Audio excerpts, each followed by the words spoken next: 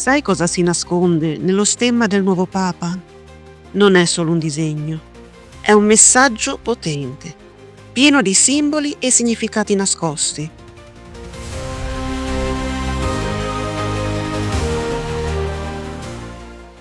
Il nuovo Papa, Leone XIV, 69 anni, americano di Chicago, ha confermato lo stemma da lui scelto a suo tempo per la sua consacrazione episcopale anche come emblema papale.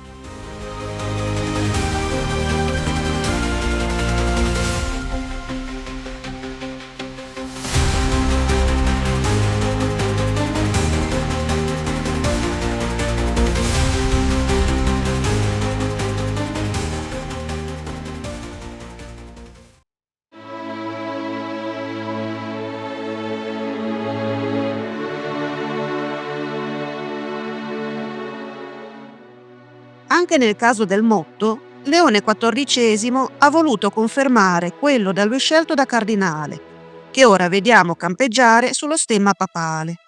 In illo uno unum, il cui significato è «Nell'unico Cristo siamo uno».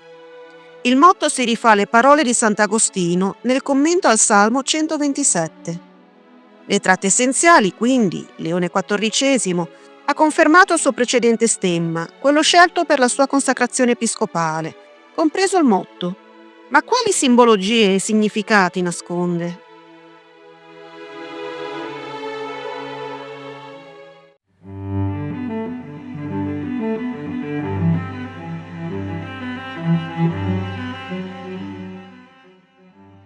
Lo scudo araldico cardinalizio si presenta bipartito. A sinistra troviamo il giglio bianco in campo azzurro, a simboleggiare la purezza e la castità, associato alla Vergine Maria. Nella parte destra rinveniamo, invece, lo stemma degli Agostiniani, ordine di provenienza del Santo Padre. Quest'ultimo è così composto. In campo bianco, il Sacro Cuore di Gesù, posto sopra un libro chiuso, viene trafitto da una freccia, mentre dalla sua sommità promanano delle fiamme. Esso nasce da una frase di Sant'Agostino: «Folgorata al cuore da te, mediante la tua parola, ti amai».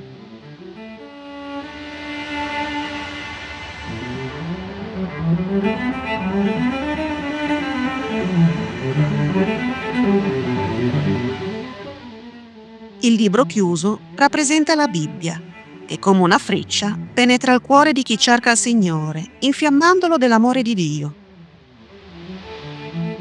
Lo stemma agostiniano rappresenta la personalità stessa di Sant'Agostino, che infaticabilmente cercò la verità, cioè Dio.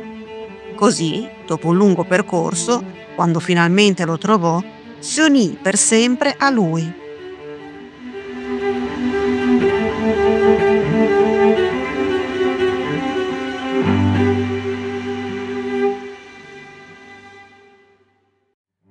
Lo scudo araldico è sormontato da un cappello prelatizio, il galero, colorato di rosso, colore cardinalizio.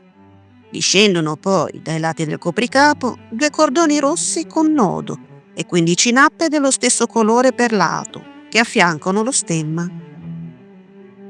La nappatura segue una disposizione crescente, il cui numero permette di distinguere il ruolo del prelato. In questo caso, le 15 nappe, disposte in file da 1, 2, 3, 4, 5, rappresentano la dignità cardinalizia. Altrettante sono riservate anche al patriarca o primate, mentre l'arcivescovo ne ha solo 10 ed il vescovo 6. Infine, un canonico ne ha solo 3. Dietro allo scudo troviamo una croce in palo a 2 traverse, la quale ricorda la croce astile che anticamente precedeva il Papa, i legati pontifici, i patriarchi e gli arcivescovi. La traversa superiore, più corta, rappresenta il Titulus Crucis, cioè l'iscrizione che Ponzio Pilato avrebbe fatto porre sulla croce di Gesù, INRI, acronimo latino che sta per Iesus Nazarenus Rex Iudeorum, ovvero Gesù Nazareno, re dei Giudei.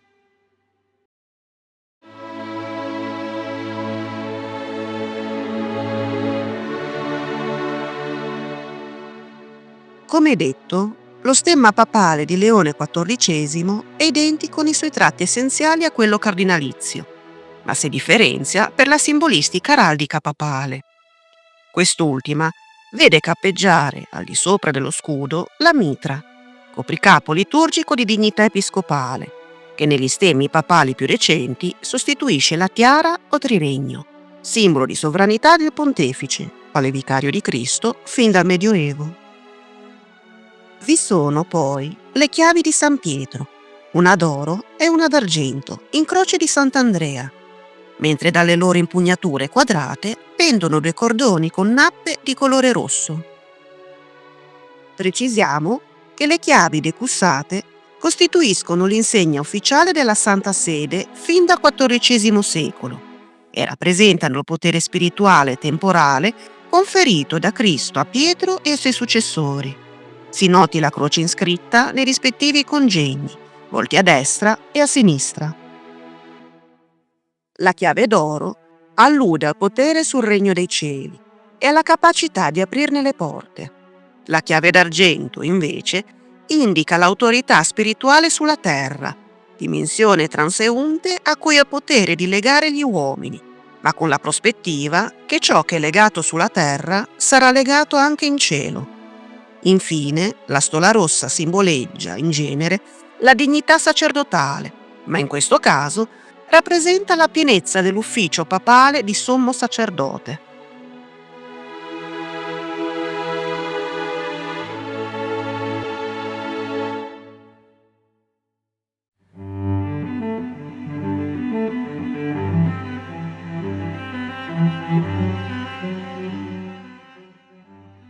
Con questo stemma, Leone XIV ha voluto simboleggiare la sua visione della Chiesa, vista come missionaria e mariana, unita nell'amore per Cristo Salvatore e determinata a seguirne le orme. Coerentemente con ciò, il Santo Padre ha, fin dal suo primo discorso, rivolto all'umanità un saluto di pace, descrivendo quest'ultima come la pace del Cristo risorto, una pace disarmata e una pace disarmante, umile e perseverante.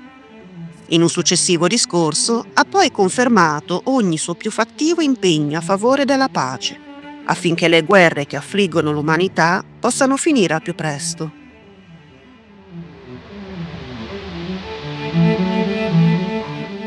Se ti è piaciuto questo viaggio tra simboli, storia e spiritualità, metti un like e iscriviti al canale. Abbiamo tanti altri contenuti in arrivo dedicati alla cultura ed in particolare alla storia, tra segreti e scoperte affascinanti. E ricordati, ogni simbolo ha una voce, basta solo saperla ascoltare.